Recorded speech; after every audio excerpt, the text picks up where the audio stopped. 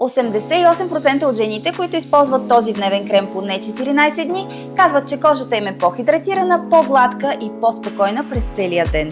С времето кожата губи еластичност и жизненост. Много кремове обещават хидратация, но ефектът им изчезва бързо или изобщо не идва. Причината често не е в кожата, а в самия крем. По време на производството, при висока температура, активните съставки се разрушават и не достигат до кожата. Затова резултатът е временен, а не е устойчив. Дневният крем на Балевски и Киров се произвежда по технология, използвана за първи път в България, в вакуум и при много ниска температура. Този процес предотвратява окислението и запазва до 98% от активните съставки в тяхната пълна сила. Не е случайно, че Балевски и Киров са отличени като иновативно предприятие на България. Това е признание за технологията, процесите и реалния фокус върху ефективността, а не просто върху обещанията. Кожата остава хидратирана през целия ден, по-мека, по-гладка и видимо по-свежа.